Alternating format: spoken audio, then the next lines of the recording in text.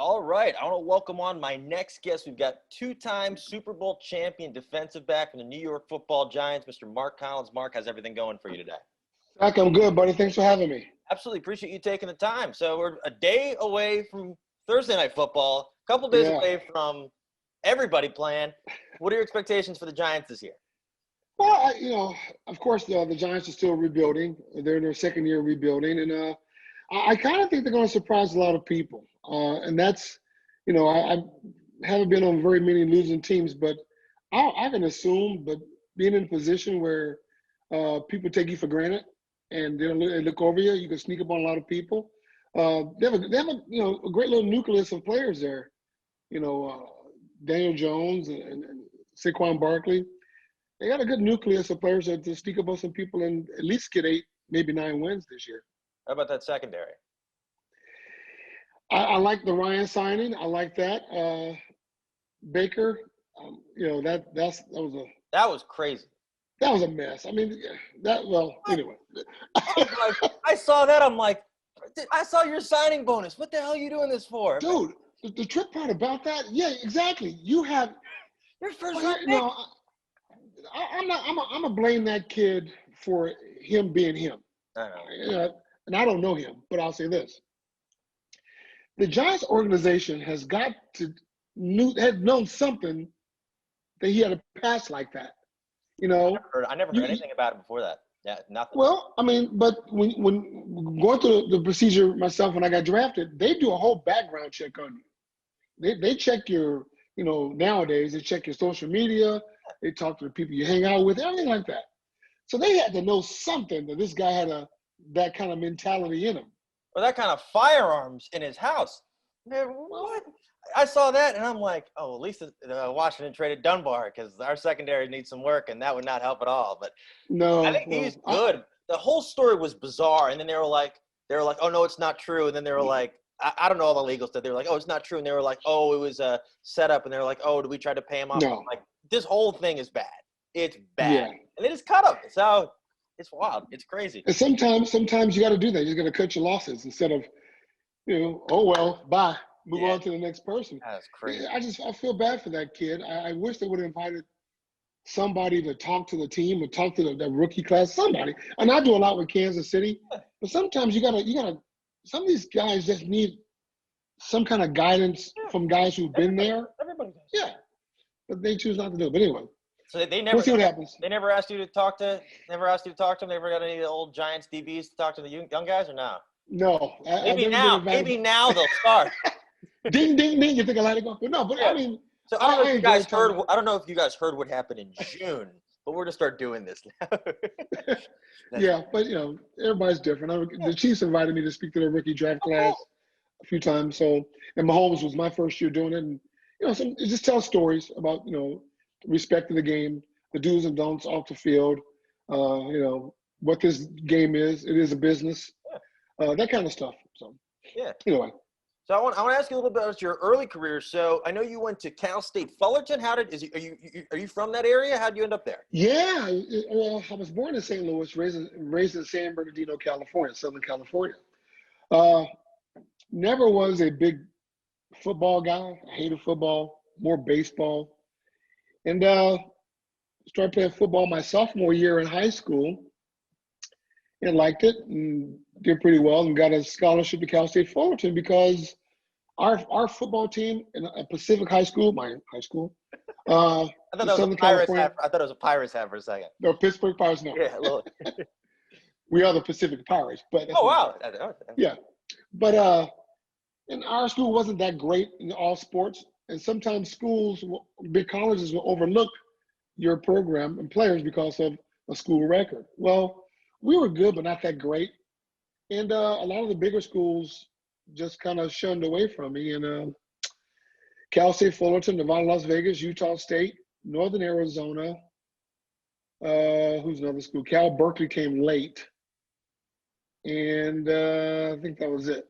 And you missed out on Utah State? Man, those weekends there must have been wild at Utah State. Man, look. No, I saw that the other day. It said when the other day when BYU was playing, were they playing Army or Navy? I'm like, I wonder which school is more fun to go to. Especially at least for I would take non-academics. Yeah. I would take Army. Really interesting. Yeah. Yeah. There's no alcohol and there's no caffeine allowed at BYU. Jim McMahon, he found a way to get After there. the fact. There's no way. The fact. You think so?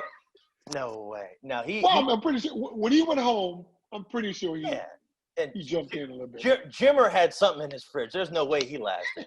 I'm telling you, no. And there's no way. It's wild. It's crazy. So was the NFL on your radar at all, or were you just focused on college ball? I was just focused on just graduating, getting to school and having some fun times. And then I started my first year at Cal State Fullerton. I went in as a running back. I got recruited as a running back at first. Yeah. So I've been in the running backs room. And then our head coach comes and said, we need some DBs. So we had 18 guys in the running back room. And I think 8 were on scholarship. So I looked around, I raised my hand, I went from offense to defense and went to the defensive meeting room and started my freshman year at corner and then got better and better and better. And then by my senior year, my sophomore year, started getting some talks, hearing stuff. Come my junior year, had another good year.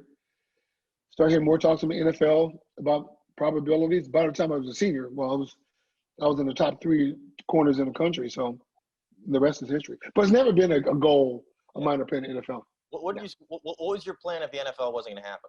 What do you study? Well, I was going to be I got my degree in communications, radio, and television. I was going to be on TV somehow. Oh, cool. Maybe be an actor or something like that. I got that. I think I got that personality. I think, but I want to do something. I changed my major twice. Oh, really? So yeah, I was going to be an accountant. That's not as fun as playing in the NFL. Not just that, but and a lot of numbers. There's a lot of math. That's a lot of No, like April sucks. No, but that's not good. So switched to communications. Yeah. And with an emphasis on radio and television. Cool. And that was it. So I stayed there. That's awesome. And then, so what was your draft process like? So you said you knew you were top 3 corner in the country. Where were they saying you were projected to go, and who was looking at you? Well, 86. That was the 86 draft. I was projected to go to Chicago or Tampa, and in the first round. And that was it. The Giants never popped up on the radar. So I don't know how that happened. Funny story. You got to hear the story, Zach. So I'm at the East-West Shrine games. So the All-Star games is where, the scouting really happens, the interview process with the coaches and stuff. So I'm down there talking to all these coaches. So I get back to Cal State Fullerton, going to my final semester of school. This coach from one of the scouts from Tampa comes to Cal State Fullerton and goes to our coach's office. This is the story that was told to me by one of our coaches. His name is John Mikulish. So one of the scouts comes to Fullerton and asks John Mikulish for video of Mark Collins to me. Guy walks in, hey, I want video of Mark Collins. So John goes, just a minute, I'm on the phone, I'm doing something for our head coach. So I guess 5 minutes passed by. The guy asks again, hey, I want video of Mark Collins. So John is pissed. He goes, bleep, bleep, bleep, I'll get you the bleeping film. So the guy from Tampa leaves. So John, Coach Mikulish, finds me on campus. He goes, Mark, I think it just cost you the first round. I said, Coach, what are you talking about? He goes, oh, this guy is talking about, he wants film and video, and I'm doing stuff for Coach Murphy, our head coach, and I couldn't get off the phone. I was waiting. So he leaves. I said, Coach, don't worry about it. Well, fast forward, we go, my school gets me a hotel suite, and we invite my family and all my teammates and the coaching staff come down. Tampa Bay picks first. They picked the first pick and the last pick of the first round. The first pick, they took Bo Jackson. The last pick, they took a corner named Rod Jones out of SMU. He was a top corner as well. So everybody's like, oh, man, you missed the first round. Oh, and Coach Mikulish felt bad. I said, oh, no big deal. Well, second round comes. Giants take me 44th overall. Fast forward even there, I go to New York, start my rookie year. We win the Super Bowl. I come back to Cal State Fullerton to talk to the coaches and the team. I said, Coach Mikulish, you did me a favor. He goes, what are you talking about? I said, well, if you were to give that video to the guy from Tampa, I would have won the Super Bowl. They would have taken me. It's amazing how things work out, you know. Well, Tampa's won so many Super Bowls since then. Oh yeah, one. It's crazy. And in the 80s, 70s, and 80s, they sucked. Well, you know, they were awful. I like the old jerseys though. They got to bring those back. Creamsicle. No, you know what I like? Those uniforms suck. But the helmet, the swashbuckler guy, I like that logo. That logo is sweet. That's wild. That's interesting. So, were you invited? Were they doing the draft in New York at the time, or do you want to be with all your teammates and all your buddies? No, I didn't want to go back to New York. I just want to stay on the West Coast and do it with my family and friends and stuff, my teammates. Oh, cool. Was there an adjustment period for you since being a West Coast guy and then going right into Jersey and New York? Oh no, I'm fitting perfectly because I got a New York mentality with the West Coast state of mind still. I can adapt easy because I mean, if I were from like maybe Des Moines, Iowa, or Omaha, Nebraska, maybe, but being in the LA area, going to New York was no big deal to me. Wow. What was your first experience like meeting LT? Oh wow, that was not just Lawrence. Since you mentioned him, he was awesome. Him, Carl Banks, Harry Carson, Jim Burke, Leonard Marshall, Phil Simms, Mark Bavaro, all those guys were pretty. Those are the guys, So you walk in there as a rookie, you can't be too wide-eyed. You got to be, hey, I belong here, and act accordingly. And once you start doing stuff like that, once they know you can play, they accept you. That's how it is. But those guys are great, and we still communicate to this day. I talk to all the guys. What about Belichick? Was he kind of like intimidating at all, or? No, Bill didn't say much. Bill was low key, same as he is now. But he knew what he was talking about. A fantastic coordinator. I tell you, in my 13 years of all my defensive coordinators I've had, he's number one. And I would say close number two was Fritz Shermer. Those guys, these dudes knew defenses in and out. They were good. And, of course, I throw Gunther Cunningham in there as well. Those guys know defense.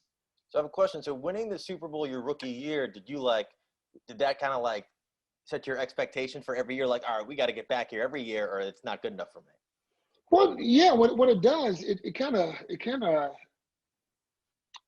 dampers your senses a little bit because you expect it to happen all the time. Oh, this is easy. The first time out the gate, this is great. And then all of a sudden, I'm gonna win 13 of these. We're good. Yeah, you would think, yeah.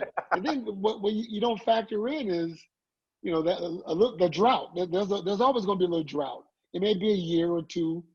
We had 3, I think, because we won it back in 90. So we had a 3-year, 4-year drought. You kind of. And my first time going to the Super Bowl, I took it for granted. Sounds kind of weird. But I took it for granted because, my first year, I got drafted second round. I'm in the Super Bowl. The Super Bowl is played in my backyard in Pasadena. My family and friends are there. Oh, this is great. So we win. And then after we won the Super Bowl, I didn't get back on the plane to go back to New Jersey, New York.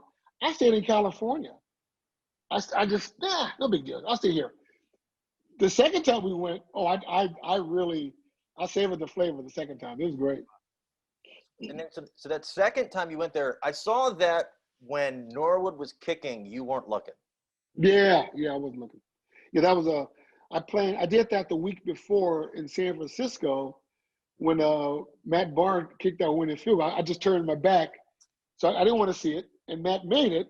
So I said, "I'll work that time. I'm gonna do it again. It'll work again." So I did the same thing against Buffalo. I can't imagine. I always say, would you rather have your team lose 4 in a row or never get there? And I don't know the answer because I can't imagine that. But Zach, but check it out. And I talked to Andre Reed, Jim Kelly, and those guys. I tell you, those guys, to go 4 times in a row is a hell of a feat. It really is. Whether they won or lost, I guess is irrelevant. But I'm saying I can say it because I won, I guess. But man, to go 4 times in a row, I don't think that'll be done again. I don't see it. Not in today's NFL. I don't see it. Well, so the second trip to the Super Bowl, did you feel like there was not many jitters for you? Like, okay, I've already done this. I know exactly what to do. It was a close game, but I saw you locked up Andre Reed pretty well. Did you feel a little bit more confidence the second time around, knowing there's not as many jitters? Well, when you're playing in a big game like that, I mean, even the first game we played, the first Super Bowl, I was confident in in the play of myself, and I was confident in my teammates. The second time around, same. We were confident in each other and the coaching staff. When you go a second time, the thing you really get a grasp on is the outside movement of outside the game. Everybody wants a piece of you. You got to do all this stuff. Once you get a grasp of that, the game itself, it sounds weird, but it's just the game. It's just the moving parts around you that a lot of players kind of get caught up in. And our second time, we didn't get caught up on that stuff. Either the first time we didn't get caught up in it. The second time was much easier. Now the second time we had the Gulf War going on, so there was some other stuff going on, the military stuff going on as well. So we had to be careful. But once we navigated our way through that, the outside movements. The game was just a game. Did either of them have a good halftime show? Did you guys watch the halftime show or? No. You had J-Lo. J-Lo was doing it. You'd be out there. Come on, man. No. Listen, I'm gonna tell you. No, listen. It's about rings. The other stuff, you can get a lot of free stuff. Yeah. And other stuff with Super Bowl wins. With Super Bowl losses, you get nothing. What's the wildest thing you've been offered? Or like, what's the wildest thing you've been offered after winning it? Like something you're like. Oh, I don't know. I don't know if it's wild, but I don't know, unlimited use of a rental car or unlimited. Oh, I thought you were gonna say unlimited breadsticks. I don't know why I was thinking about that. I'd be like, oh, I think they just made that special for everybody. See, you're young. That's what. That's wild. That's not bad. Like that. Cars, that's not bad. So you see, the first time you said you're partying up in California. So when you got back to New York, what was that like? Just being like just on top of it, like with everybody. Was that just? Oh, it's great because even now, go back to New York, I can still get free beer. I can still get free drinks. That's not bad. Hey, because winning championships and now I know being in other cities, but if you win in New York, they'll never forget you. Never forget you, especially that 1986 team was the Giants' first Super Bowl and first championship in 30 years. And people always remember that. So I go back to Jersey, New York, at least 2 times a year, see some old friends, some old fans and stuff. And we go to a bar and, hey, it's Mark, give him a beer. And there's another beer's coming. But it's kind of cool. That's awesome. It's real nice. Who was the toughest receiver for you to cover your entire career? Oh, I would say they're all tough, to be honest with you. But the one that kind of gave me the most fits was really 2. Well, I'll give you 3. And they're all the same body type. Art Monk, Sterling Sharp, and John Taylor. Because they're big physical guys, and I'm a physical corner. I won my share, lost my share. But it was always great competition. But those guys were always tough to cover. You just knew they're going to get theirs. I'm going to get mine. And, I mean, 3 strong receivers. And then, so I asked this to everybody I interviewed who played in the NFC East, which is the most annoying NFC East opposing fan base? Because I've gotten the same answer for every single one. Oh, I know. You know that. You already know the answer. It's Philadelphia. It's Philly. What's the wildest thing somebody like either said to you or around you when you were in Philly or during a game or anything? Anything out of the blue? Or? No, never. Well, this is a funny story. So I'm retired. I think I'm retired 5 years. I was out the league, and I flew on the East Coast to do something down in South Carolina, and had a connecting flight to Philadelphia back to Kansas City. Get on the plane, walking through the airport. I hear this some guy from Philly, Collins, you suck. I'm going, dude, I've been out of the league for like 5 years, and somebody says that, and I was in typical Philadelphia. That means I've done something good, but that was funny. But no, the Philly, we got golf balls thrown at us. On the field? Way up. Yeah, way up at the vet. Yeah, I heard they had a jail there. Yeah, it was a holding tank, whatever it was, a jail. They should put one in the link too. Oh, that was they got some tough fans. I like interacting with fans. This is 5 years. Now, I don't. This is 5 years after you retired, not 5 years since you're on the Giants. I was way out of the league. I'm gone 20. Yeah, this is my 21st year being retired. You just gotta hope it's not. You just gotta hope it's not the pilot, because you might need another connecting flight. Yeah, I don't know, but it was kind of funny. But I'll banter back and forth with all kinds of fans. But the banter is always cool. It's always above the board. No cursing, no like stuff. So when Philly won the Super Bowl, I got on the Philly fan page and said, "Hey, congratulations! It's about time. Welcome to the club." That was kind of fun. Who is it? I think it was what's this? I'm drawing a blank. Drew Pearson, when he was doing the draft a couple years ago. Oh yeah, I saw that. Philly, he goes, "I want to thank you, Philly fans, for making my career," and they went nuts. That was fantastic. That was fun. That was fun. I love it. That's wild. That's incredible. Yeah. So I saw you were one of the most physical corners in the league when you played. Who do you think's the most physical corner in the league today?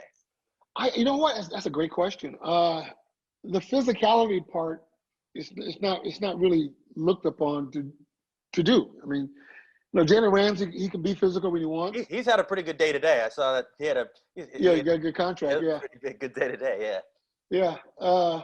But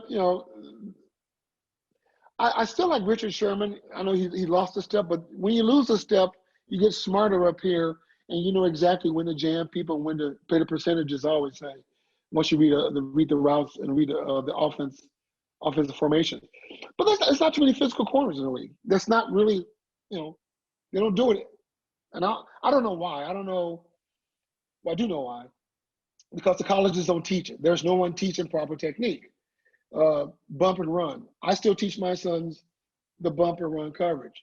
You're going to need that in your tool belt to be successful. You can't play press bail all the time. You can't play cover two all the time. You need a good mixture of how to be a complete corner, knowing how to tackle, knowing to be physical at the line of scrimmage, that kind of stuff. Knowing when to fight a receiver while they're getting in and out of their routes, that kind of stuff. So, but to answer your question, I don't see too many physical corners out there because it's just not the deal to do. Do you think it's harder to play corner today because there's so many restrictions of what you can do? Like you can't do anything, or they're going to throw a flag. Well, I don't know if it's harder. I think it's the game. It's football, and then you adjust to the rule changes. You just play. But with the rule changes, the players and corners got to know the game even more. It's no more back in the day when the Raiders and Darrell Greens and Mike Haynes and Lester Hayes, when they go, my man, that's my man. Once you got your man, the man covers. That's your guy. You don't have to worry about anything else, right? When I played, I kind of did that a little bit, but I wanted to know where my help was. I wanted to read the offensive formation to know, okay, in this formation, they have a tendency, this guy has a tendency of doing this, whatever. So I expanded my knowledge of knowing what's coming my way. They gave me a better chance to win. So the players now should be doing that. I hope they're doing that. That gives you a good indication of what's coming your way, how to anticipate a play, and basically make the play. Yes. So another question. I don't know if you're interested, but you could start on the Washington football team tomorrow if you were interested. No. I wish. Now I'll tell you, I'm 56. If I were you play nickel, 40, I could see that. I told Andy Reid, I can give you 17 good plays. It's going to cost you $15 million. But if I were 40, I'm in great shape still. I can give about maybe 10 plays a game. That's wild. How did you end up in Kansas City? Well, when I retired, I had a radio show in the Los Angeles area from 99 to 2003. And then a position opened up here in Kansas City, a new radio station, talk show, sports talk radio. Came out here and did that for a while. That brought me back from LA to Kansas City. That brought me in. So that's how I got here. That's awesome. Did you just stayed here? Did you go to the game in Miami this year, or did you just watch them out? No. I stopped going to Super Bowls. If I'm not playing or I can't make any money, I'm not going. Even if the Giants are playing, you won't go. Well, the Giants, I can make some money. All right, I can do it. But the last time the Giants, well, when they lost to Baltimore, I think that was that 2000? I think it was yeah. Yeah, I think it's 2000. I got offered to go to Tampa to go to the Giants game, and the money wasn't right, so I did something in Vegas and made 5 times more by being in Vegas. So anyway, but when I did this year's Super Bowl, I didn't go to Miami. I had a Super Bowl party in Las Vegas, invited some good friends, and we had a nice room at the Sahara Hotel. They hooked me up with a nice suite and food and everything. It was great. That's probably before all Corona and everything, because that was. Oh yeah. That's wild. Yeah. Yeah. Was the parade? Did you go to the parade when the Chiefs?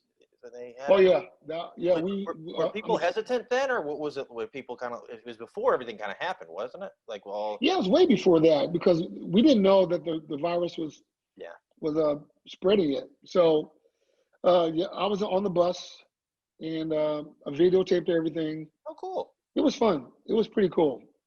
I'm a Chiefs ambassador, so we're part of the organization. Yeah. So we got to partake in that stuff as well.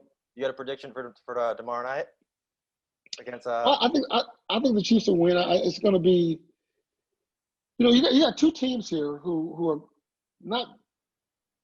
Well, I think the Texans have bigger changes than the Chiefs, but predominantly they're pretty much the same. They got the core people back. DeAndre Hopkins is no longer with the Texans, so that's going to be a. Well, they got David Johnson, even though they could have gotten Leonard Fournette for nothing, so that makes sense. But yeah.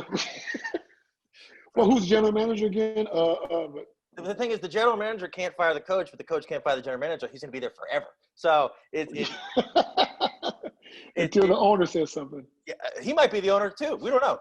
I don't know. It's wild. No, I wish I would have talked to you before the Super Bowl because I did one prop bet for the Super Bowl. Of course, I bet on Tyrann Mathieu to pick off Jimmy G. Of course, it was just the 2 former receivers from Washington that did it. Yeah. So, yeah. Breland and Fuller. I'm like, no, man. Honey Badger's got this. That's wild. Do you? This season is just different. What do you think some of these rookies that they really only had these past few weeks of real practice? Not even real practice because they're not getting a chance to play the preseason.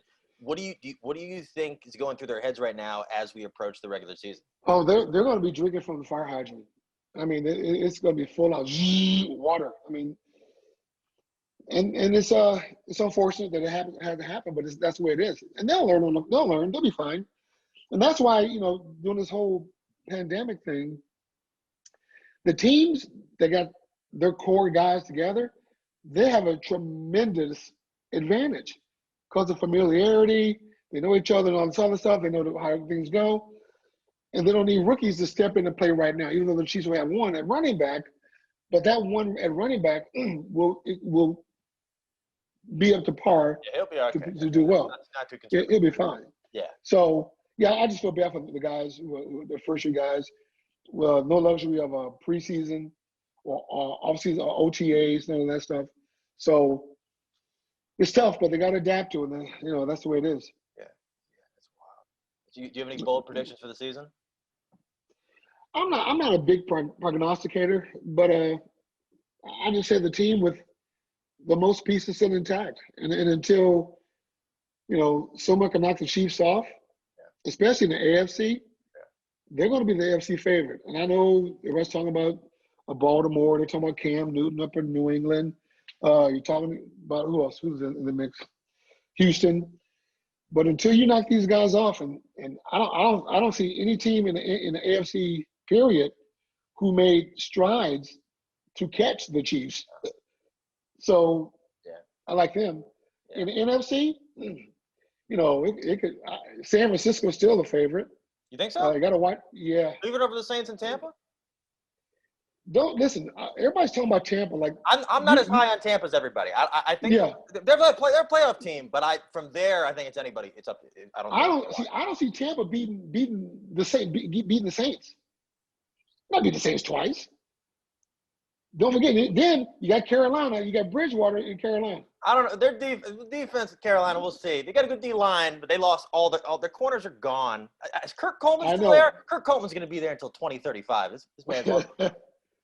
No, I'm just saying. Yeah. No. Everybody wants to know. Oh, these guys champions in the Super Bowl. They're not better than the Saints. They're not better than San Francisco. they're not better than Seattle. That's true. And watch out for Dallas. Of course, Dallas got a good team. Well, Dallas has to play they've got to play plus 500 teams this year, so that's going to be a challenge. So see how they do with that.